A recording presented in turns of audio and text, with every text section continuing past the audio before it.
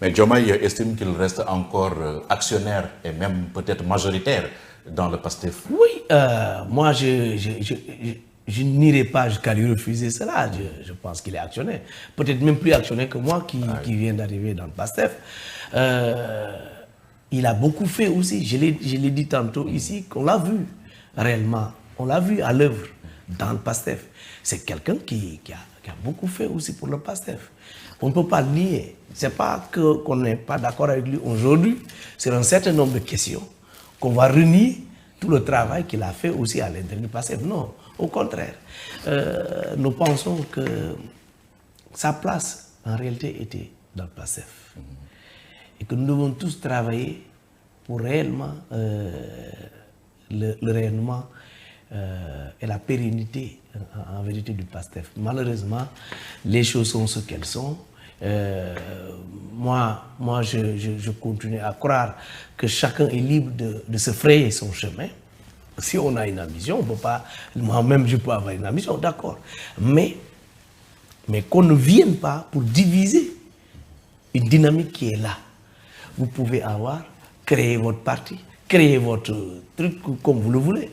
Mais la dynamique qui est là, nous, en tout cas, nous resterons des gardiens de cette belle dynamique qui est le PASTEF. Mais quel sort pour ces ministres estampillés PASTEF qui ont choisi de rester dans le gouvernement? Vous savez pertinemment qu'ils sont déjà partis, parce que moi, à leur entendre, même d'autres se sont auto-exclus.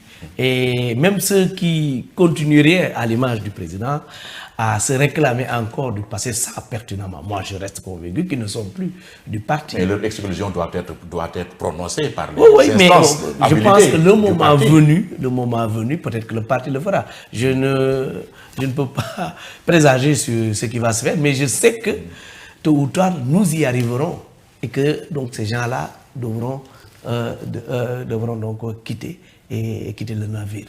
Ils disent avoir choisi la patrie et non le parti. Ça, c'est encore une erreur. Et ce n'est même pas une erreur. Je pense que c'est des justifications qu'on cherche chaque fois quand on se fourvoie. Quand on est perdu, voilà, on fait semblant. Et comment voulez-vous? C'est quoi d'abord la République? Vous n'allez pas me dire que Macky Sall ne gérait pas une République.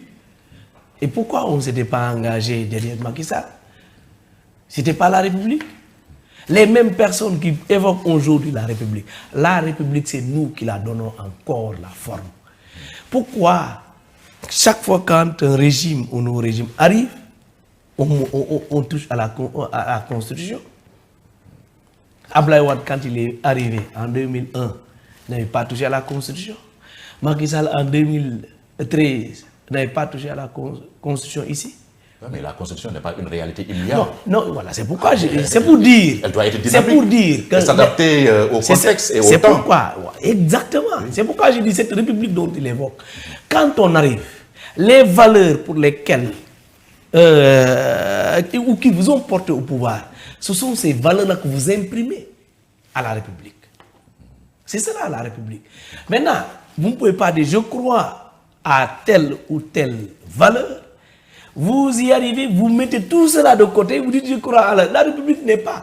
C'est pas quelque chose qui est toute faite. Une réalité humiliable qui est là, qui est toute faite. Non, au contraire. C'est nous qui la façonnons au jour le jour. Que nous donnons du contenu et au jour le jour. C'est pourquoi ceux qui évoquent la République en vérité ont tout faux. Parce qu'ils savent pertinemment la République dont ils parlent, quelles sont ces valeurs-là qu'ils veulent imprimer à cette République. Je crois que c'était les valeurs qu'ils ont reniées aujourd'hui. Et il va falloir qu'ils définissent encore de nouvelles valeurs. Et dans ce cas, donc, on n'a plus besoin de créer des partis politiques. Quand un président arrive, il vous appelle, il faut aller travailler avec lui. Et alors qu'à un moment donné, nous tous, nous avons été appelés par le régime sortant. Macky Sall, qui nous a tous appelés pour travailler avec lui. Moi, je sais que j'ai été appelé à plusieurs reprises, j'ai été approché plusieurs fois, et pourtant nous avons refusé. Nous avons refusé. Donc, vous ne pouvez pas dire ça. Et ce n'était pas la République hier. Ce n'était pas la République. Et aujourd'hui, tu arrives Et vous dites, vous parlez de République. Non, je veux servir la République. Oui. Non. Pour moi, ce sont des valeurs que l'on serve. C'est pourquoi, moi, je suis d'un parti, voilà les valeurs auxquelles je crois. Un autre est d'un autre parti. Et il a les valeurs auxquelles il croit. Et nous demandons à la population de nous départager. Oui, mais est-ce que le problème, et dès lors que la population vous départage, c'est que c'est un choix. Nous avons décidé ensemble de vivre sous les valeurs du parti auquel nous avons porté au pouvoir. Donc, est-ce que c'est pas ça le problème? La crise est dans votre parti, mais est-ce que vous ne voulez pas la transposer au sommet de l'État? Oui, non, c'est pourquoi nous avons choisi c'est une crise pastéfienne et non une crise institutionnelle. Oui, non, évidemment. Évidemment, c'est pourquoi j'ai dit, nous avons choisi de partir. Parce que nous n'avons pas besoin d'installer une crise institutionnelle, effectivement. On n'a pas besoin d'une crise institutionnelle. Et il n'y aura pas de crise institutionnelle. À moins encore... Là, on apprend le chemin. Hein?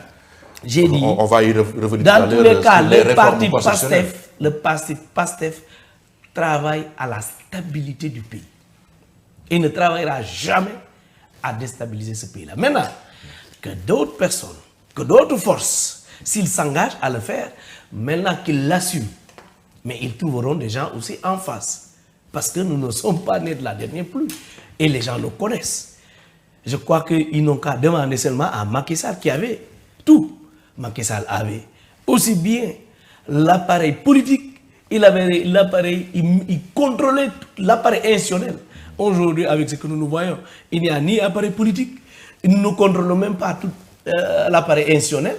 Je pense que décider de faire face au parti PASTEF aujourd'hui conduirait effectivement à peut-être des lendemains sombres. Et nous n'avons pas besoin de vivre encore cela au Sénégal. C'est pourquoi que chacun travaille sur son ambition et laisser l'autre continuer sur son ambition.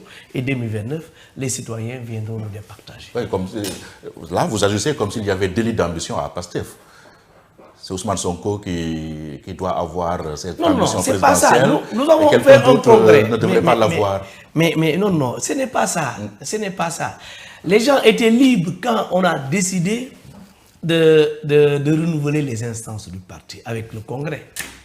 Les gens qui pensent qu'aujourd'hui, ils peuvent venir diriger le parti, ils pouvaient postuler.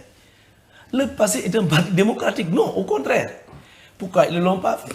Mais si nous tous, et figurez-vous que toutes les coordinations ont voté, il a été plébiscité à 100%. Donc ça veut dire que le problème là ne se pose pas. Je vous dis, ce sont effectivement, le président le rappelle souvent, le président Ousmane Sonko le rappelle souvent, que les gens veulent créer une pseudo-crise pour amener encore des problèmes au Sénégal. Non, il n'y en a pas. Même dans le passé, il n'y a pas de crise. Il n'y a pas de crise. Nous avons voté à l'unanimité.